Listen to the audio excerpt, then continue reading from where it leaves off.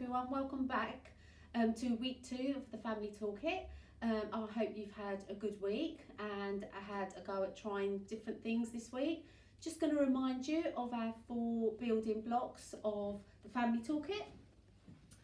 Here we've got positive discipline, and that's all about needing boundaries and a positive approach. We've got self-awareness, so that's being aware of our own selves, our own needs and taking responsibility for them. Appropriate expectations, so that's children matching expectations of what they should be able to do. And empathy, being in tune with someone else's feelings and understanding their emotional point of view. And our own emotional health and how we deal with the day-to-day life. So last week I left you with a little bit of homework, so we had a bit of a time to go.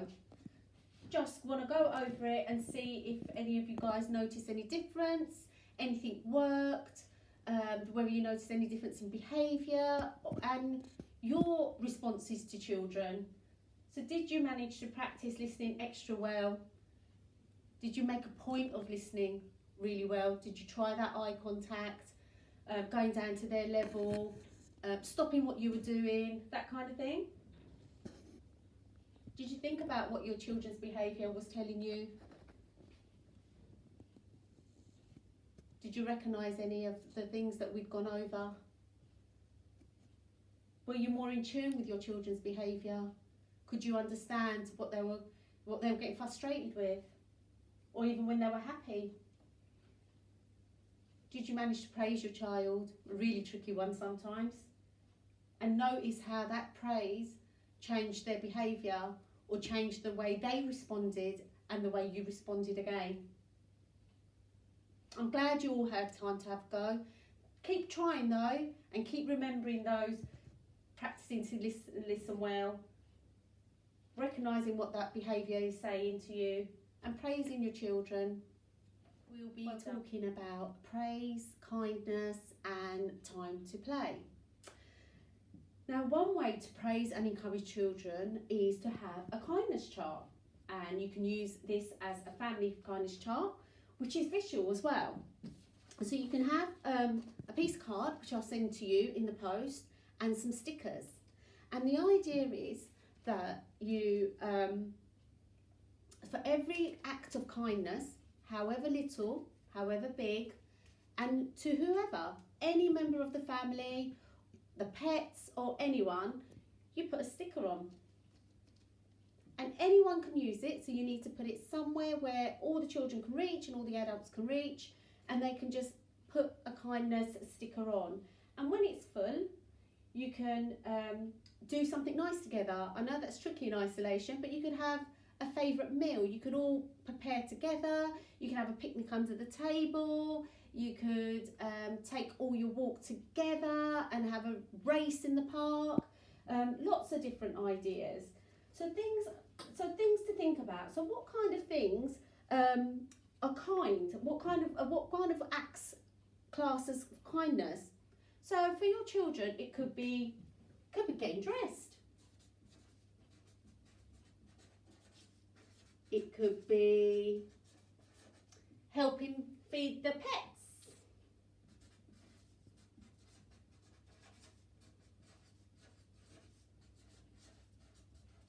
It could be pouring someone a drink.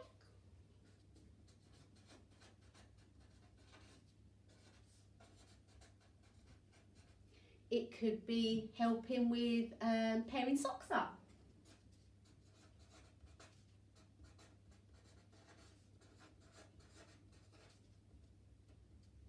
It could be for adults. It could be your partner taking the rubbish out for you.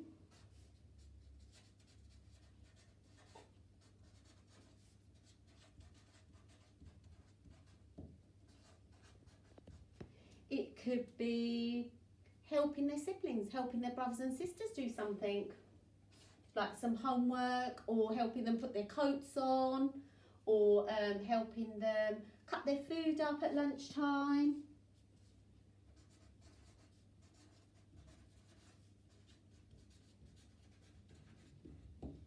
wonder what else. Have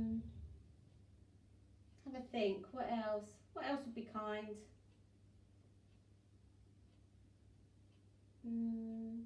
Letting mummy have a bath peacefully.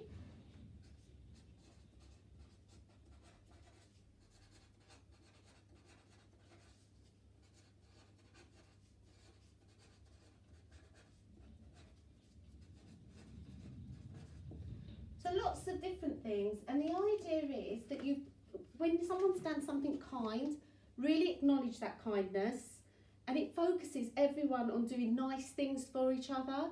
So try that in the week, and before you know it, this sheet will be filled with all your stickers.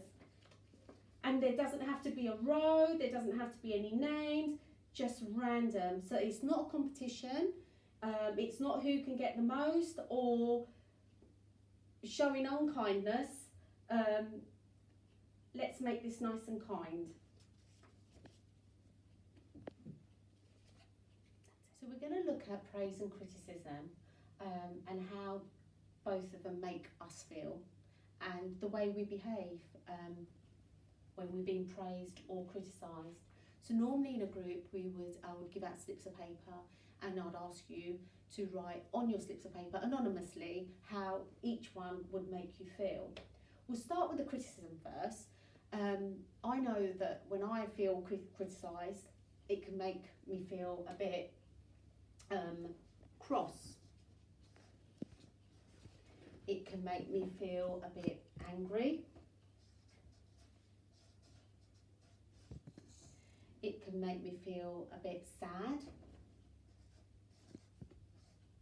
Might embarrass me too.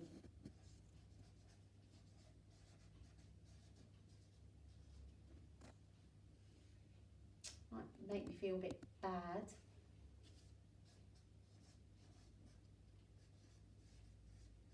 Perhaps worthless.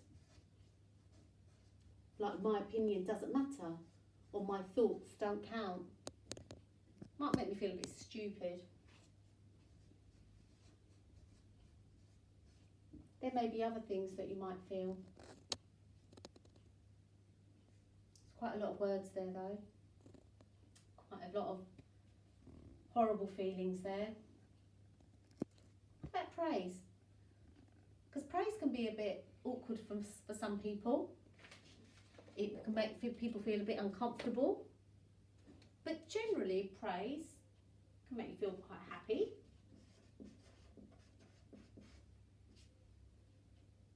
Valued.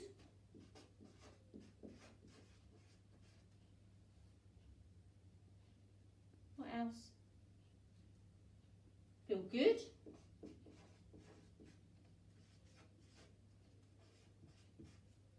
Make me feel clever. Warm. Great. Lots of words. I bet you can think of loads more. It's funny though, when someone praises us, it can make us feel a bit embarrassed as well. It can make us feel a bit uneasy. So how many times has someone said to you, oh, I do like your top, and instead of saying thank you, we say, oh, it's only from Primark, or it's only from Tesco. We need to learn how to take that praise, so we need to say just thank you. Sometimes though, when you have a look at these different words, think about the behaviour your child might be expressing. If they're cross and angry or sad, what kind of behaviour do you think your child will display? You might get lashing out, you might get a lot of stomping, you might get throwing things, kicking, biting, shouting. What about praise? When you praise, what kind of behaviours do you think your child would display? They might want to do it again. They like that behaviour. They might smile more. They'll feel good about themselves. They might even stand taller. This is the behaviour we want more of, not this behaviour. So think about when you're criticising. think about the way you criticise. And let's have some more praising. Use your kindness chart more, because your child will respond to that, and your child will want to please you and want to please the adult. Okay, I'm going to give you an example out of this book. So in here it says, children who reject praise are like dried up sponges.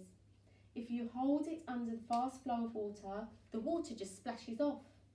If you drip water onto it, the sponge will begin to soften and then to absorb the water as you gradually increase the flow. It is really important to praise sensitively anyone who isn't used to it, because we might not be used to praise, and we might not understand how to take it. And people do, even with praise, they feel embarrassed or feel bad, or actually feel not worthy of that praise because they're not used to being praised. So sometimes that takes a little bit of time to get used to. So now we're going to have a look a little bit about the effects of labelling and how sometimes we unconsciously label our children.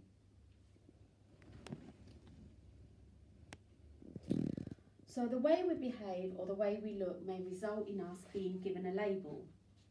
Both labelling and being compared to others are limiting to a child. Almost everyone is labelled as a child, and we often carry the labels with us into adulthood. Labels may be positive or negative. Positive labels are less damaging, though still not helpful.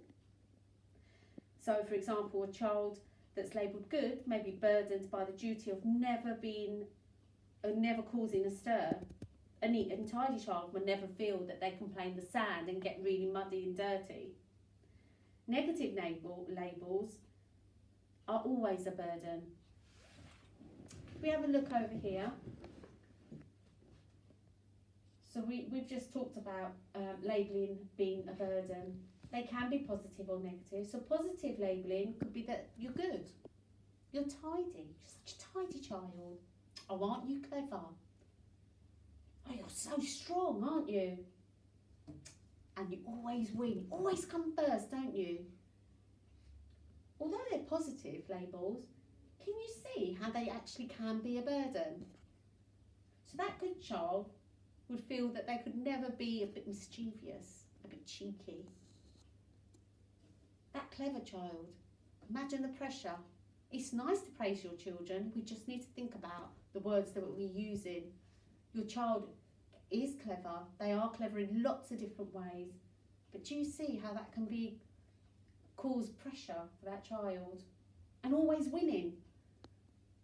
So have you got a child that, like my children, always one needed to win bowling, always had to come first and had a right strop when they weren't?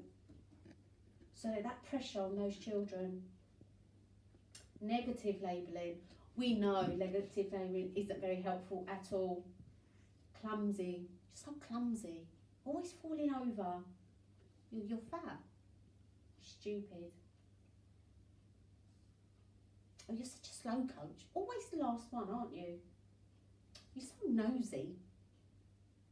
Oh, you're always so cross. You're so bad-tempered, aren't you? Oh, you're a bit rubbish at sport. Oh, your drawing's not very good. Imagine even my tone changed to say those negative things, because they're really not very helpful, not very nice, are they? Just see, if you call a child stupid, slow, clumsy, fat, bad-tempered and useless enough, they'll believe that that's how they are. And they're not going to be any better.